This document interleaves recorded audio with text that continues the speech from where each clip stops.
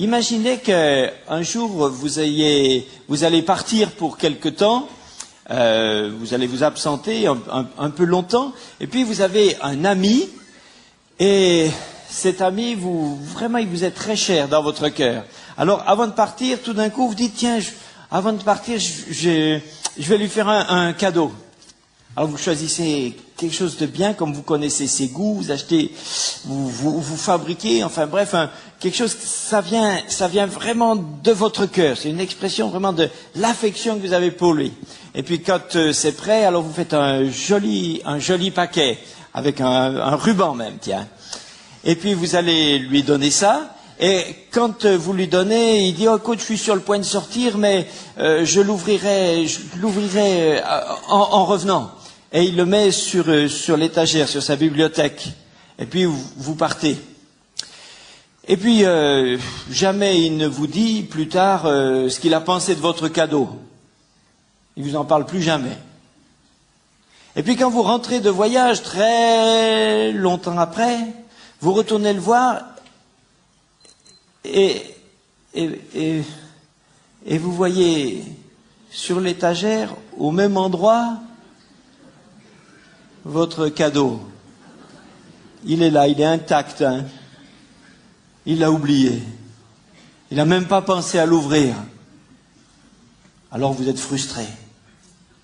Non? Ça c'est un truc, ça c'est vraiment un truc vraiment frustrant. Donner à quelqu'un un cadeau, puis il ne le prend pas. Moi je pense que ça fait du mal, c'est pénible. Hein. Alors ce matin, j'ai envie de parler un petit peu de la frustration. Les frustrés. Non, c'est pas nous, c'est pas ce que je veux dire. Je veux dire qu'il peut y avoir dans le monde, il peut y avoir des frustrés. Mais il peut aussi y en avoir dans l'Église. Nous pouvons, et nous sommes, soyons honnêtes, hein, nous avons une multitude d'occasions d'être frustrés, d'être amers.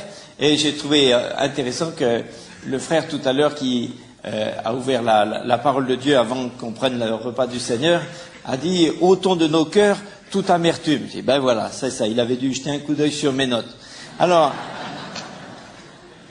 et parce que l'amertume est quelque chose qui empoisonne. Hein, la Bible parle de racines d'amertume.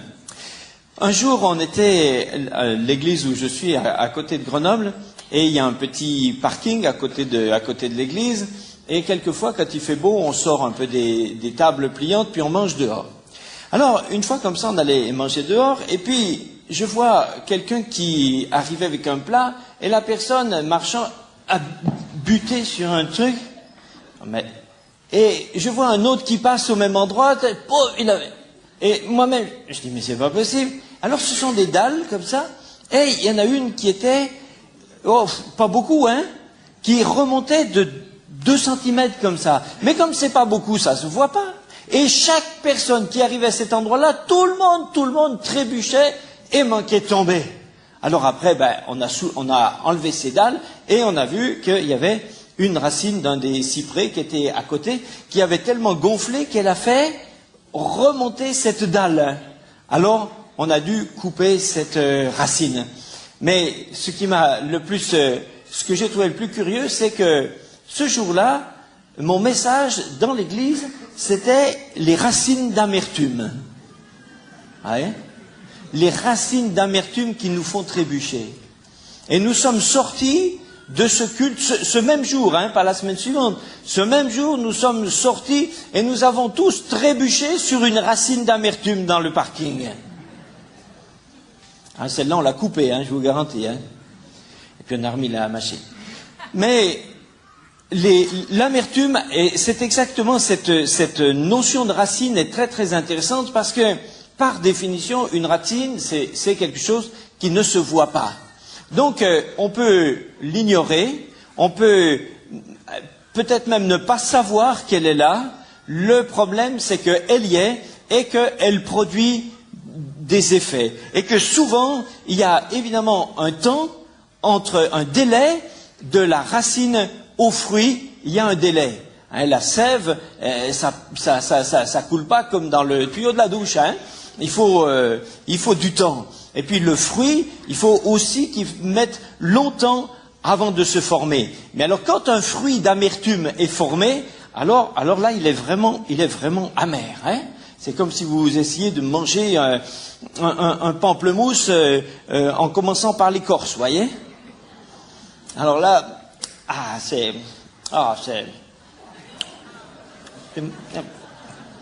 mauvais.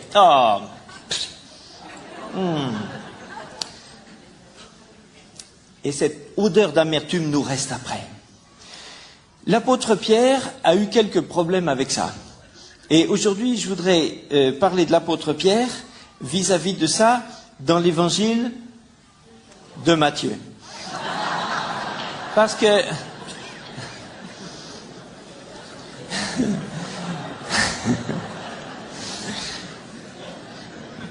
je voulais être sûr que vous sachiez que j'ai une Bible complète. Alors, nous allons lire d'abord dans Matthieu 14. Matthieu 14. Vous fermerez pas la page parce qu'on va lire, on lira rapidement, juste on sautera un petit peu d'un verset à l'autre. Hein. Matthieu 14, c'est au moment où Jésus a rejoint les disciples dans la barque en marchant sur l'eau. Et puis Pierre lui-même est sorti de la barque et il a marché sur l'eau. Ça c'est quand même un truc. Hein. On lit simplement verset 14-29. Hein. Jésus dit, viens. Pierre sortit de la barque et il marcha sur les eaux pour aller vers Jésus. Mais, voyant que le vent était fort, il eut peur. Et comme il commençait à s'enfoncer, il s'écria, Seigneur, sauve-moi! Aussitôt, Jésus étendit la main, le saisit et lui dit, homme de peu de foi, pourquoi as-tu douté? Voyez, et je me mets un petit peu à la place de Pierre, surtout quand il marche, pas tellement quand il s'enfonce, et j'imagine comment Pierre a dû recevoir cette parole de Jésus. Même si, à mon avis, je crois que Jésus l'a dit avec beaucoup de sympathie, hein, beaucoup de gentillesse, beaucoup de douceur. Même s'il y a comme un petit reproche, mais c'est plutôt une exhortation. Il aurait pu encore faire mieux, voyez. Mais pour Pierre, c'est quand même difficile à entendre. Il a fait, semble-t-il, j'allais dire, un bel effort. Il est sorti de la barque, il a marché sur l'eau, et plutôt que Jésus lui dise, vraiment formidable, alors toi, t'es un mec, hein. Les autres derrière, ils n'ont pas bronché, mais alors toi, t'es venu, c'est bien. Jésus lui dit, homme de petite foi, pourquoi as-tu douté? Et même après, Pierre, il veut dire quand même, quand même, moi, je fais des trucs, je me décarcasse, je fonce et tout, c'est pour encore m'entendre dire que j'ai une petite foi. Ça va pas. Hein. Au chapitre suivant, chapitre 15.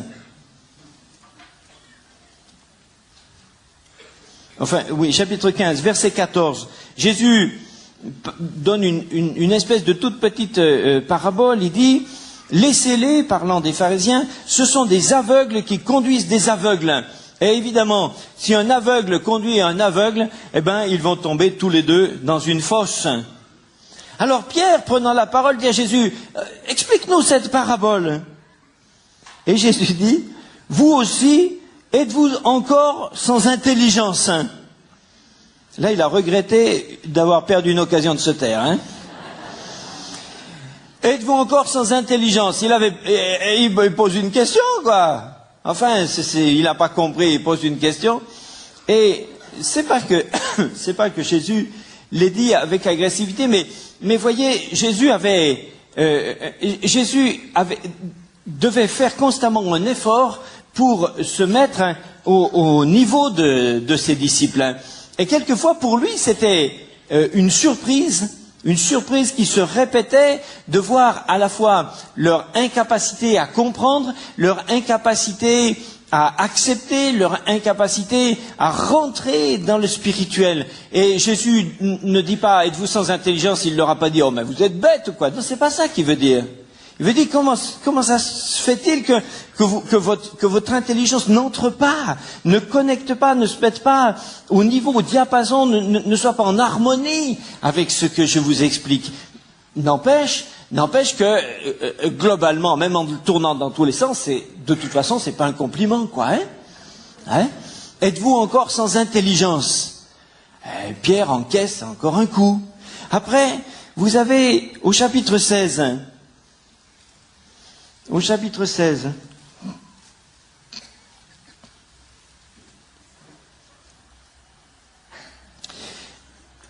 Jésus a demandé, discute avec les disciples, et au verset 17, Jésus, reprenant la parole, lui dit, « Heureux Simon, fils de Jonas, ce ne sont pas la chair et le sang qui t'ont révélé cela, mais c'est mon Père qui est dans les cieux. » Parce que Pierre venait de déclarer que Jésus est le Christ, le Fils du Dieu vivant. Mais au verset 21, dès lors Jésus commença à faire connaître à ses disciples qu'il fallait qu'il aille à Jérusalem, qu'il souffre beaucoup de la part des anciens, des principaux sacrificateurs et des scribes, qu'il soit mis à mort et qu'il ressuscite le 3e jour. Pierre, l'ayant pris à part, se met à reprendre Jésus et lui dire, mais non, ça va pas se passer comme ça, alors là, que Dieu nous garde de ça, Seigneur. Ça n'arrivera pas. Mais Jésus se retourne, il lui tourne le dos et il dit à Pierre, arrière de moi, Satan, tu mets en scandale. Tes pensées ne sont pas les pensées de Dieu, mais celles des hommes. Vous voyez, ici, je pense que c'est beaucoup plus, c'est plus difficile pour Pierre. Parce que, dans un premier temps, tout ça, c'est quasiment la même conversation. Dans un premier temps, il a reconnu que Jésus est le Christ, hein. Et après cela, Jésus a commencé à leur exposer son plan. Il dit, il faut qu'il meure, hein. Et Pierre, qui vivait avec Jésus dans une relation vraiment d'amitié, qui aimait Jésus, il était blessé, il était peiné de penser que Jésus pourrait, comme lui le comprenait, échouer, et puis qu'il souffre, qu'il soit mis à mort, etc. C'est atroce, remarquez, c'est normal. Imaginez que vous pensiez à un de vos amis, que vous pensez, et qu'on suppose qu'ils doivent souffrir de la sorte. Évidemment, on voudrait tout faire pour l'empêcher. C'est la réaction, évidemment, légitime, normale. Alors Pierre a pris à part Jésus, et puis il lui dit, ah non, non, et il a pris Dieu à témoin, que Dieu évite cela, que à Dieu ne plaise, ça n'arrive pas. Mais Jésus était constamment constamment dans ce qu'on appelle le combat spirituel, pas d'une façon mystique dans des stratosphères là, mais dans la réalité, dans le concret, dans le vécu. Et Jésus a discerné que à travers ce que Pierre lui disait, l'adversaire le diable était en train d'essayer de le dissuader d'aller sur le chemin de la croix. Il a compris que c'est pas seulement Pierre qui est en train de le dire par sa bonne volonté, mais que derrière ça, le diable agit. Vous voyez, même si Jésus a dit arrière de moi Satan, en parlant à Pierre, il n'a pas qualifié Pierre de Satan, comme vous comprenez bien. Jésus, ce verset ne veut pas dire du tout qu'il y aurait eu dans Pierre, qu'il y aurait eu un diable, qu'il y aurait eu un démon en lui, c'est pas ça. Ce qu'il veut dire, c'est que parce que Pierre n'a pas compris, parce que Pierre n'est pas rentré dans le plan de Dieu, le diable a trouvé le moyen d'exercer sur lui une influence et d'utiliser ses paroles. Le diable se véhicule dans les paroles que Pierre est en train de dire. Et c'est ça que Jésus discerne à travers ça. Donc c'est pas directement à Pierre que Jésus s'oppose en disant arrière de moi. C'est au diable. Du reste, il dit arrière de moi, Satan. Mais après, il explique à Pierre, il lui dit tes pensées ne sont pas celles de Dieu, ce sont les pensées des hommes. Les hommes pensent que le Fils de l'homme, le Messie, doit être vainqueur. Les hommes pensent qu'il ne doit pas souffrir. Les hommes pensent que c'est un scandale, que c'est pas juste, c'est pas normal qu'il meure. Mais c'est pas le plan de Dieu. Mais c'est encore une fois un petit peu c'est encore une fois une gifle pour Pierre. Vous voyez, il est dans la pensée de vouloir défendre son ami, il veut le soutenir, il veut lui prouver qu'il l'aime, il veut pas qu'il lui arrive du mal. Mais moi, je veux pas qu'il t'arrive du mal, je veux pas que tu souffres. Et Jésus se détourne pour chasser le diable. Pierre devait être vraiment d'abord déconcerté. Je pense qu'il était déconcerté. Là, il savait plus bien où il en était. Il savait plus quoi penser. Et puis il y a un côté, devant ses petits camarades, il y a un côté humiliant. Parce que les autres sont là aussi. Alors lui qui pensait souvent qu'il était un petit peu le meilleur, là, il est reparti à la case départ, quoi. Hein. Et puis avec Jésus, du coup, il est dans un trouble. C'est un ami, mais c'est un ami qui ne veut pas qu'on l'aide à ne pas souffrir. C'est difficile à comprendre. Et tout ça crée en lui quelque chose qui tourne et qui est un peu difficile. Après, au chapitre 18, c'est peut-être un peu moins net, ne cherchez pas, mais vous savez, Pierre a dit à Jésus, pardonnerai-je à mon frère jusqu'à 7 fois. Il se dit là j'ai fait une bonne question. J'ai dit 7 fois, ça prouve que spirituellement je vois loin quand même. Mais Jésus dit non, Pierre, non, pas 7 fois. Là, dans un premier temps, il était rassuré, hein. Il s'est dit, bon, on va peut-être dire 3, je sais pas. Jésus dit 70 fois 7. Et encore une fois, pour Pierre, c'est l'inverse de ce qu'il a dit. Là, c'est plutôt sa compréhension qui est mise en défaut. Bon, mais passons rapidement. Au chapitre 19, au verset 27, on voit mieux son désarroi. Jésus a parlé des richesses, il dit que c'est très difficile, c'est pas possible de rentrer dans le royaume de Dieu si on est encombré de richesses, comme un chameau qui devrait passer par le trou d'une aiguille. Et Jésus a dit ensuite que c'était tellement difficile, les disciples commençaient à avoir peur. À la fin, ils disent, bon, mais finalement, qui c'est qui peut être sauvé? Et Jésus leur dit, aux hommes c'est impossible, hein, mais à Dieu tout est possible. Alors au verset 27, Pierre prenant alors la parole dit, voici, nous avons tout quitté et nous t'avons suivi. Qu'en sera-t-il pour nous? Là encore, on voit son inquiétude, son trouble, son embarras. Parce que on mesure pas toujours à quel point ceux qui ont tout quitté pour suivre Jésus se sont réellement engagés.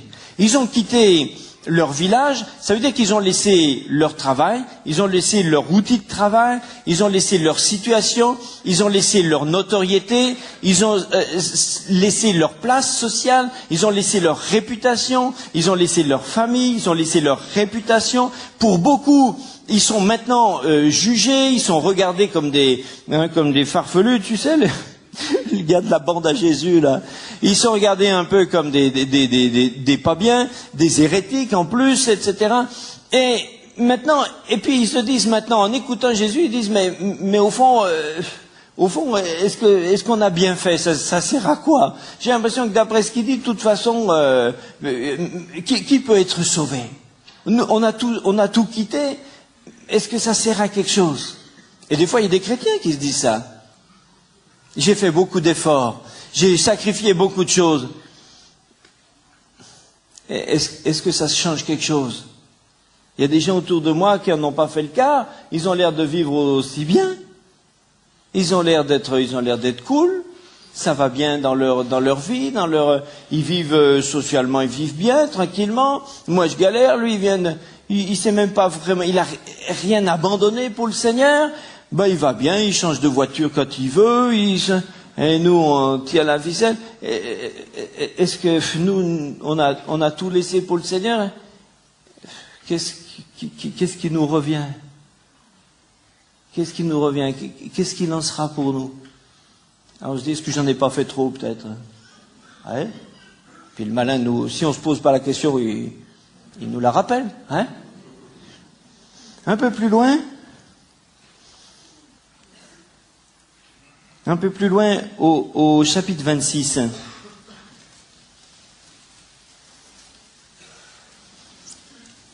Chapitre 26.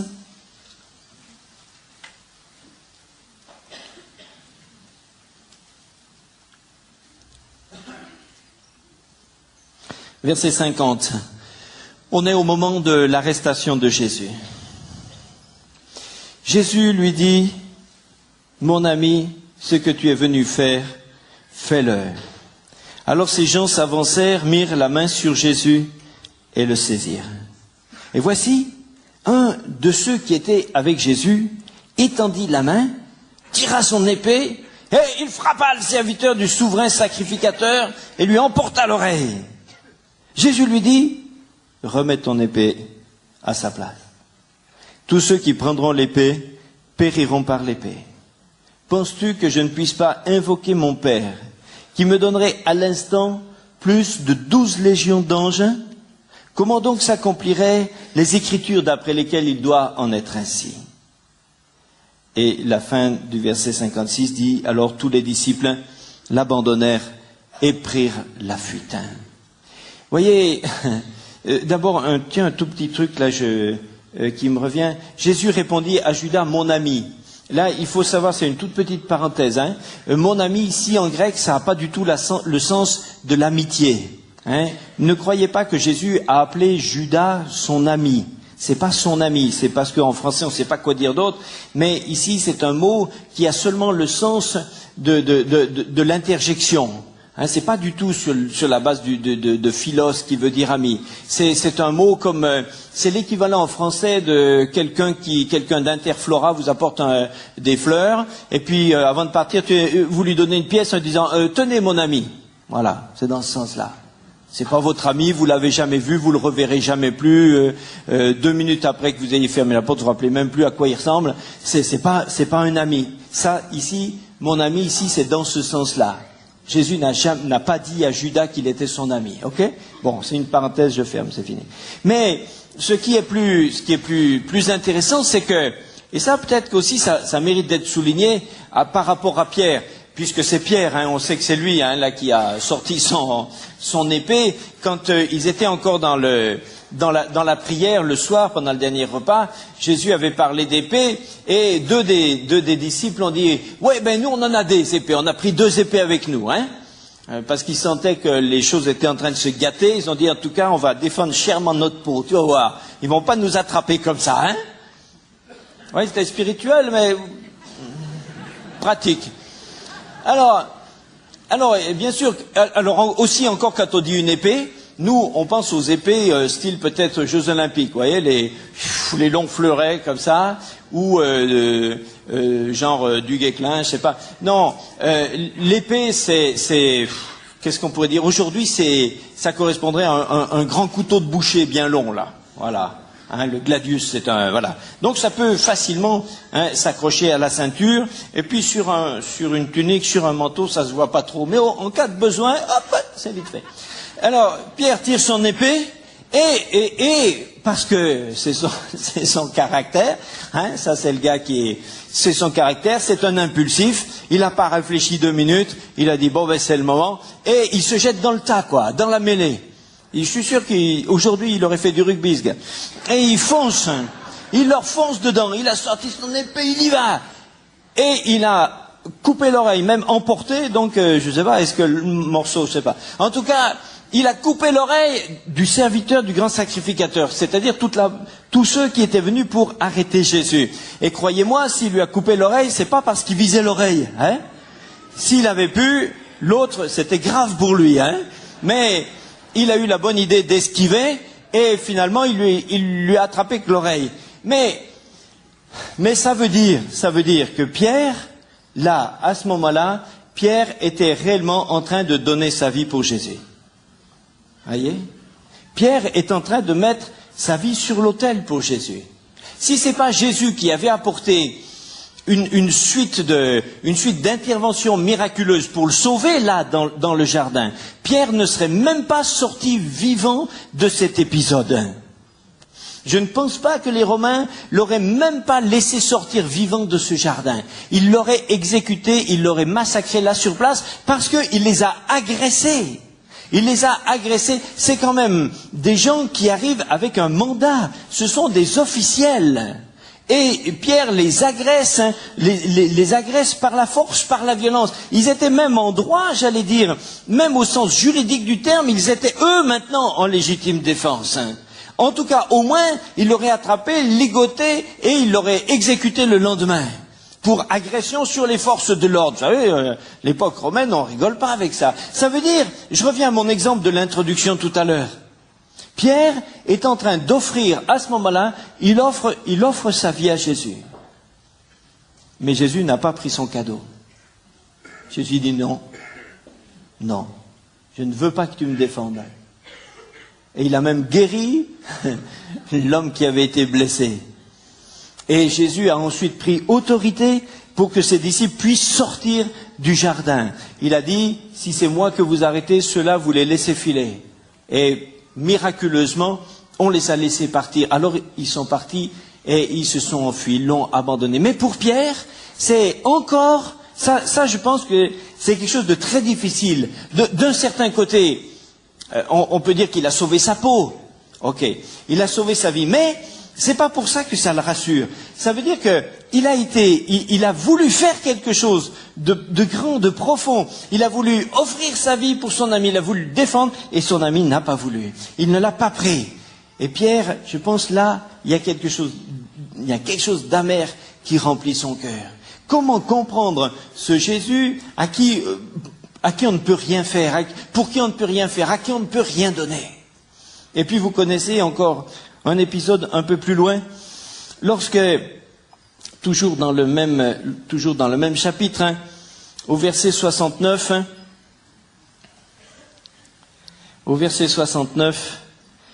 pendant qu'on était en train de juger Jésus, le fameux procès truqué, cependant Pierre était assis dehors dans la cour. Hein. Et une servante s'approche de lui et lui dit, mais dis donc, toi, t'es pas avec Jésus, le Galiléen? Mais lui, il a nié devant tous. Il dit, hein? Mais de quoi tu me parles? Je sais pas. Et il se dirigeait vers la porte. Hein, parce qu'il a senti que c'était le moment. Mais une autre servante le voit et dit à ceux qui se trouvaient, dites les gars, celui-là, moi je le connais. Il était aussi avec Jésus de Nazareth. Alors il a commencé à nier avec serment. Il a dit, mais non, je vous jure, je connais pas ce type, j'en sais rien, moi. Et peu après, ceux qui étaient là s'approchent et disent, ah bien sûr, toi aussi tu fais partie de la bande à Jésus, là. D'abord t'as l'accent de là-bas. Ouais, on te reconnaît bien. Alors il se met à faire des imprécations et à jurer. Je ne connais pas cet homme. Des imprécations, ça veut dire je le jure sur la tête de ma mère, vous voyez, ou je sais pas ce qu'il disait à ce moment-là. Et puis puis j'en ai rien à fiche, etc. C'est grave, hein. Le texte est très sobre, mais dans l'expression, c'est vraiment, c'est grave. Et aussitôt, quand il a eu fini, ça faisait 3 fois qu'il reniait Jésus. Alors on a entendu le coq chanter, le jour arrivait. Et Jésus avait dit à Pierre, Pierre, tu crois que tu es très fort. Ben tu vois, cette nuit, là, aujourd'hui, avant qu'il fasse jour, avant que le coq chante 2 fois, tu m'auras renié 3 fois. Pierre avait dit, ah non, ça jamais, devant Dieu, jamais. Maintenant c'était fait. Et le coq chante. Et immédiatement, alors son esprit lui est revenu, il s'est souvenu de ce que Jésus lui avait dit. Et étant sorti, il pleura amèrement. Là encore, c'est un miracle. Étant sorti comment? Tout le monde l'avait reconnu. Tout le monde voulait l'arrêter. Il est dans une cour fermée, il y a quelqu'un qui garde la porte. Comment ça se fait qu'ils l'ont laissé sortir? Mais Jésus avait dit, j'ai prié pour vous. J'ai prié pour vous. C'est Jésus qui a pris encore autorité pour que le traître, celui qui venait de le renier, puisse sortir encore. C'est encore Jésus attaché dans l'autre coin de la même cour. C'est encore Jésus qui est intervenu pour que Pierre puisse sortir. Mais est-ce que vous avez remarqué l'adverbe? On est dit, étant sorti, il pleura amèrement. Parce que je crois que Pierre avait accumulé beaucoup d'amertume. Les circonstances l'ont aidé à accumuler de l'amertume.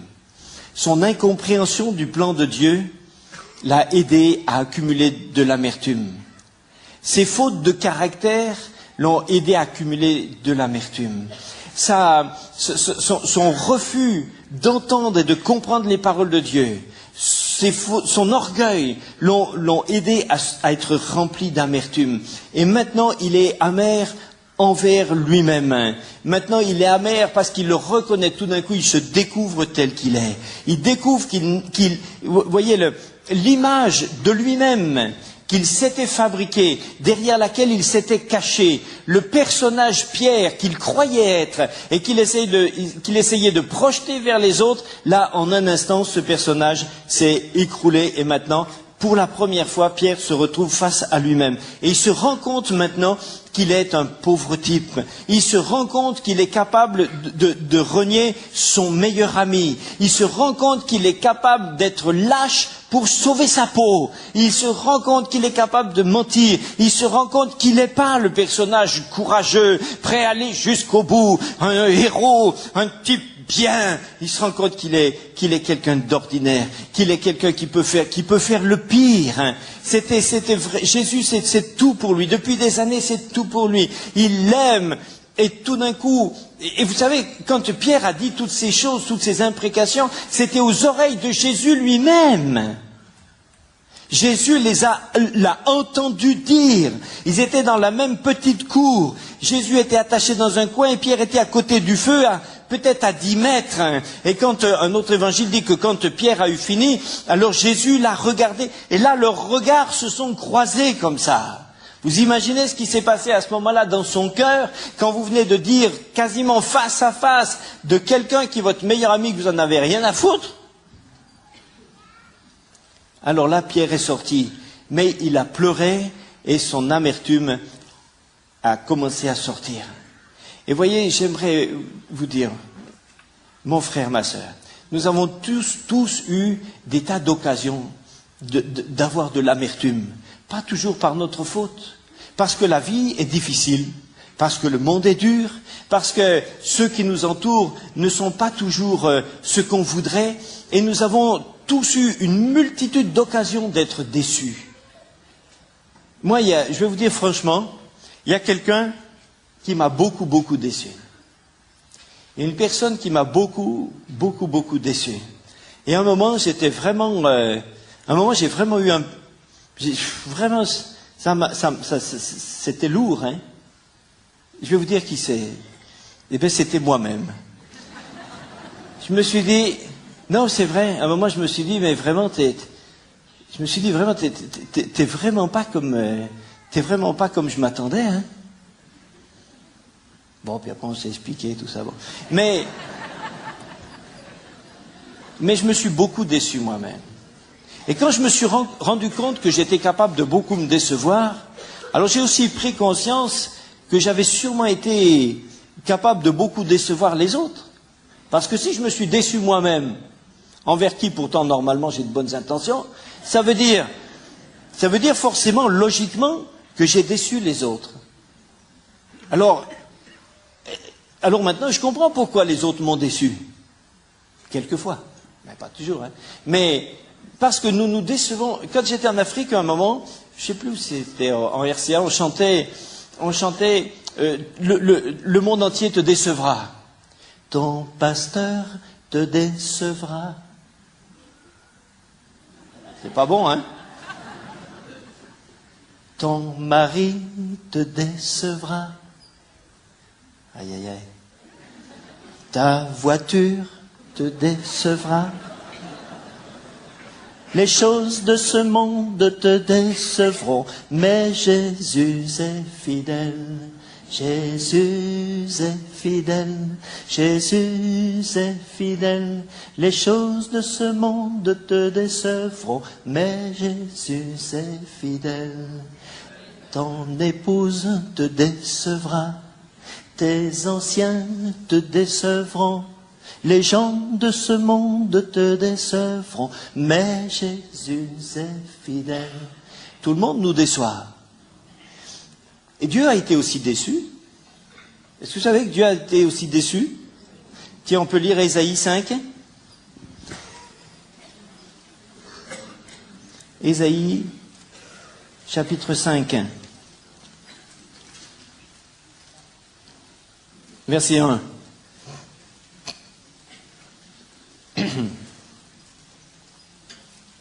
Je chanterai à mon bien-aimé le cantique de mon bien-aimé sur sa vigne. Mon bien-aimé avait une vigne sur un coteau fertile. Il en remua le sol, il a ôté les pierres et il y a mis un bon plan. Il a bâti une tour au milieu, il a creusé aussi une cuve et il espéra qu'elle produirait de bons fruits. Mais elle en a produit des mauvais. Maintenant donc, habitants de Jérusalem, hommes de Juda, soyez juges entre moi et ma vigne. Qu'est-ce que j'aurais pu faire de plus pour ma vigne que j'ai pas fait pour elle? Pourquoi, alors que j'ai espéré qu'elle produirait des bons fruits, des bons raisins, pourquoi est-ce qu'elle en a produit des mauvais? Et au verset 7, la vigne de l'Éternel des armées, c'est la maison d'Israël. Et les hommes de Juda, c'est le plan qu'ils chérissaient. Dieu avait espéré de la droiture. Et voilà, c'est du sang versé. Il avait espéré de la justice, et c'est des cris de détresse. Rien que dans ce petit chapitre, on voit que 3 fois Dieu a espéré quelque chose qui n'est pas arrivé. Dieu a été frustré dans son attente. Dieu a été déçu dans son espérance. Mais comment Dieu a réagi? Alors il a réagi en appliquant les corrections qui étaient nécessaires. Mais vous remarquez qu'il n'a pas pour autant coupé avec Israël. Il l'a pas abandonné, il l'a pas rejeté, ça n'a pas été fini définitivement. Il a fait ce qu'il devait faire pour le faire changer. Mais plus tard, il l'a retrouvé et il l'a rechangé. Comment réagissons-nous quand nous avons été déçus, quand nous sommes rendus amers? Combien de fois Jésus a été déçu? Et un jour, il a dit aux disciples, jusqu'à quand je serai avec vous? Mais combien de temps il faudra que je vous supporte? Mais pourtant, il a continué de les aimer. Pourtant, il a continué. Jésus, vous voyez que les gens l'abandonnaient. Ils voyaient qu'il n'était pas compris. Ils voyaient que même ceux qui le suivaient, souvent, c'était par pur intérêt. Dans un passage, on dit que Jésus ne se fiait pas à eux. Il n'avait pas confiance parce qu'il savait ce qu'il y avait dans leur cœur. Mais pourtant, Jésus a réagi, non pas en fonction de ça, mais il a réagi dans l'esprit opposé. Et ce que j'aimerais juste dire ce matin, c'est qu'il nous faut faire bien attention à ne jamais laisser quelque chose d'amer demeurer dans notre cœur. Ne gardez pas d'amertume contre quiconque. Et ne gardez pas d'amertume contre vous-même. Ne gardez pas d'amertume contre vous-même. Sortez de ça, ou plutôt, faites-le sortir de vous-même. N'acceptez pas de vous en vouloir à vous-même.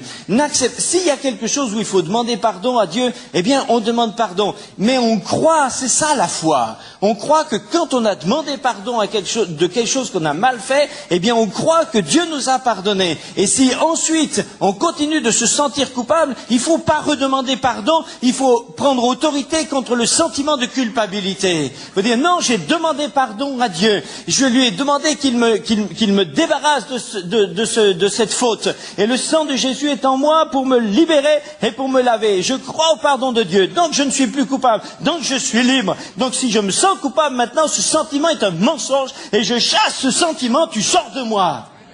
Luttez contre les racines d'amertume. Luttez contre l'amertume. N'acceptez pas d'être amer envers quelqu'un. Vous avez des gens autour de vous qui vous ont blessé. C'est peut-être votre mari, votre femme. Les gens qui peuvent nous rendre le plus amers, c'est les gens qui nous sont les plus proches. Parce que c'est eux qui ont véritablement un accès à ce qui se passe à l'intérieur de nous. Si quelqu'un dans la rue qu'on n'a jamais vu, dans la vue sur un trottoir, un inconnu dit, dis donc, t'as l'air moche. Eh ben, on dit, il est qui ce type? Il est fou, on s'en fout. Hein? Bon, ça fait pas plaisir quand même. Mais je veux dire, ça change pas grand-chose. Hein? Mais, non, je pense à autre chose. Mais si c'est à l'intérieur, si c'est à l'intérieur de la maison, si c'est ton mari, quand tu t'apprêtes à partir, tu t'es bien pomponné, tu te regardes, il dit, ça ne va pas du tout ce truc, hein? Ça a été coupé dans un sac? Là, c'est dur. Là, c'est dur. Alors là, les racines poussent, dépêchent d'essayer de trouver de la place au fond. Il nous faut savoir que nous avons déçu les autres pour bien comprendre pourquoi les autres nous ont déçus. Parce qu'ils sont comme nous. Mais il faut qu'on demande vraiment à Dieu d'avoir une détermination. Et ça, vous savez, c'est pas simplement le truc de dire un jour, je vais prendre une décision, puis je vais me sortir de ça. D'accord, il faut prendre cette décision. Mais c'est surtout la décision, ensuite, de traiter le problème continuellement au jour le jour. C'est pas quelque chose qui se fait une fois, on lève la main, ok. Non, ça c'est un travail, ça fait partie du travail quotidien pour lutter contre l'amertume. Demandez au Seigneur qui vous aide. S'il y a quelque chose des fois qui vous revient, vous êtes en train de vous repenser à quelque chose, quelqu'un vous parle d'une situation, et ça vous revient, vous sentez qu'il y a un sentiment tout d'un coup, alors que 5 minutes avant vous étiez content, joyeux, tout d'un coup vous vous sentez plus joyeux, vous avez l'impression, attention, tiding, ça doit faire allumer une petite lumière rouge. Il y a un truc. Pourquoi est-ce que tout d'un coup, voilà. Et des fois c'est parce qu'on ressent, on se remet dans un état d'esprit où on avait été blessé. On se remet dans un état d'esprit comme ça. Et si on traite ces choses constamment, au fur et à mesure, alors si on les traite au fur et à mesure, on ne leur laisse pas prendre de la place. Mais si vous leur laissez prendre de la place, plus tard, l'amertume est là, mais à la limite, vous ne savez même plus quand et comment elle a commencé à se développer. Et c'est plus difficile à régler. Je ne dis pas que c'est impossible, c'est toujours possible. C'est toujours possible. Si aujourd'hui je disais quels sont ceux d'entre vous qui se sentent blessés, mais peut-être qu'il y aurait autant de mains qu'il y aurait de personnes ici. Peut-être plus s'il y en a qui lèvent les deux. Mais c'est pas le tout de dire j'ai été blessé. On a été blessé, d'accord. Mais Dieu a été blessé aussi. Qu'est-ce qu'il a fait? Il a réagi dans l'esprit opposé. Il a décidé de ne pas rester dans cet état-là. Et c'est notre responsabilité aussi. Vous savez, la foi, on parle souvent, quand on parle de foi, on pense souvent au miracle, au prodige, à la guérison, et c'est juste. Mais c'est pas uniquement ce domaine. Croire pour soi-même, au-dedans de soi, que Dieu nous a pardonné, c'est la foi aussi. Et quelquefois, ça exige une grosse énergie de foi. Croire que Dieu peut rétablir des relations. Des fois, ça exige aussi des grandes quantités de foi. Et Dieu va nous aider à trouver la source, en lui. Je voudrais simplement vous inviter ce matin à dire, Seigneur, je ne voudrais pas ne pas être lucide. Je ne voudrais pas ne pas être lucide avec moi-même. Je ne veux pas me faire des illusions avec ce qui se passe au-dedans de moi. Je veux être conscient de ce qu'il y a en moi-même. Je veux être objectif. Aide-moi, Seigneur, à me rendre compte.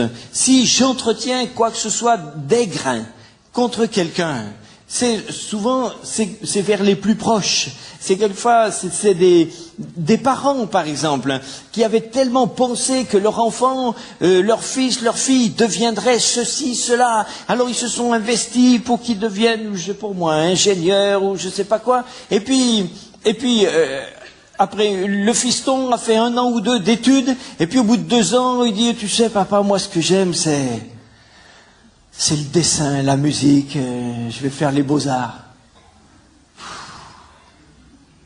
Alors les parents lui disent, on s'est saigné aux 4 veines pour qu'il devienne vraiment, qu'il ait vraiment quelque chose.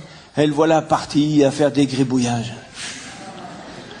Alors, ils ont l'impression d'avoir été trahis dans leur attentin. Et puis, dans les foyers, on a des causes d'amertume. Et puis, dans le travail, vous avez des gens ils se sont donnés dans leur travail. Quelqu'un de ma famille, là, a trouvé un travail et le patron lui a fait des éloges, parce que c'est un truc de vente. Alors évidemment, les managers qui ont compris le truc, quand vous travaillez dans la vente, ils vous font toujours des compliments, parce qu'ils savent que c'est une bonne manière de vous motiver. Ok ? Et puis tout d'un coup, d'un jour à l'autre, ils vous disent d'un seul coup que tout votre travail est nul, et alors là, vous savez que demain, vous êtes renvoyé. Et ça rend amer. Ça rend amer, parce que tout d'un coup, on comprend qu'en réalité, on a été manipulé. On a été manipulé. On était juste un pion qu'on essayait de faire produire le plus possible. Et puis, le jour où on n'en a plus besoin, comme une canette vide, on l'a pris, on l'a balancé comme ça. Alors après, on a de l'amertume. On se dit, si j'avais su, tiens, je me suis décarcassé comme ça, si j'avais su, j'aurais été cool, hein, pour me faire jeter comme ça. C'est dégoûtant. Alors on a de l'amertume. Et il faut pas garder ça. Après, souvent ce qu'on fait quand c'est comme ça, c'est qu'on dit, bon, allez, je veux plus y penser. Mais c'est pas suffisant de pas y penser. Parce que si la racine est rentrée, elle y est. Donc il suffit pas de dire, je veux plus y penser. Il faut dire, il faut que je la coupe. Il faut que je l'arrache. Il faut que je l'enlève. Et il faut que tu l'apportes au Seigneur. Tu dis, Seigneur, tu vois, dans mon identité, je me suis senti dévalorisé, je me suis senti trahi, j'ai senti qu'on avait profité de moi. Ben Seigneur, toi tu as été trompé aussi par les hommes. On a eu de l'intérêt avec toi. Ben je te demande Seigneur de me débarrasser de ça. Je veux être libre de ça. Je veux prier pour ces gens et prie pour eux. Prie pour eux. Il faut constamment prier pour les gens qui nous ont blessés. C'est une des meilleures méthodes. Prier jusqu'à ce qu'on puisse savoir qu'on les bénit à 100%. J'ai entendu une fois un pasteur c'était plutôt un évangéliste, qui a eu beaucoup de difficultés avec l'ensemble du corps pastoral. Si bien que pendant un moment, il avait pris un comportement très marginal. Il fonctionnait tout seul. Et puis quand même, après quelques années, un jour, il était de retour pour la première fois dans une pastorale au milieu de ses collègues. Alors tout le monde le regardait avec un peu d'intérêt. On lui a demandé s'il y avait quelque chose à dire. Il a dit, écoutez mes frères, je vais vous dire, franchement, je vous en ai à tous, je vous en ai vraiment beaucoup voulu. Je vous en ai beaucoup voulu.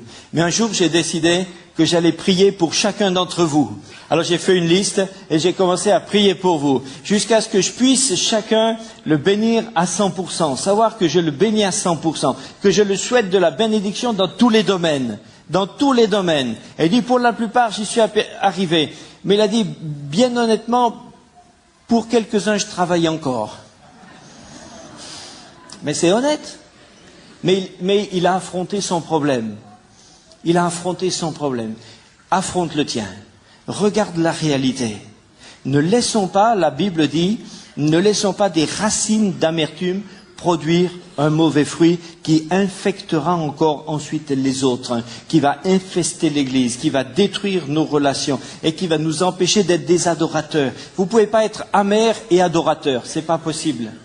Il y en a qui disent, ouais, mais dans l'adoration, quand il y a des moments vraiment d'adoration puissants, à la fin, le pasteur monte sur l'estrade, il dit, frères et sœurs, on a passé un moment vraiment extraordinaire. Vraiment, le Seigneur était là. Peut-être encore, il est tout ému. Et puis l'autre, il est au milieu, il dit, même, moi, j'ai rien senti. Moi, j'ai rien senti. Alors, quand il y a des moments d'adoration, il regarde autour de lui, il voit les autres qui sont là, ils sont au ciel. Lui, il regarde. Tu sais pourquoi tu as du mal à adorer? Parce qu'on ne peut pas adorer et être amer en même temps. C'est pas possible. Débarrasse-toi, libère-toi, et le Seigneur va t'aider. Amen. Seigneur, nous voulons te demander de nous donner un cœur simple, hein, un cœur pur, un cœur droit. Seigneur, pour que nous soyons vraiment tranquilles. Aide-nous, Seigneur, à être indulgents avec notre prochain. Aide-nous à être indulgents. Aide-nous, Seigneur, à ne pas comptabiliser ses fautes, mais à avoir toujours envie de le bénir, à être compatissant. Aide-nous, Seigneur, à ne pas juger. Aide-nous, Seigneur, à ne pas être susceptible. Seigneur, à être simple. Seigneur, merci pour tous les gens que tu as mis autour de nous, dans l'Église, dans notre famille, et puis alentour aussi. Je voudrais prier, Seigneur, te demander que tous ceux au milieu de nous qui ont besoin d'être dégagés de toutes sortes d'amertume, ça peut remonter à leur petite enfance. Des fois, c'est des histoires d'il y a 50 ans, 70 ans. Merci, Seigneur. Donne-leur de prendre la force maintenant, d'amener tout ça à la lumière, de soulever la dalle pour voir la racine d'amertume qui est là, pour la couper au nom de Jésus, pour pardonner au nom de Jésus.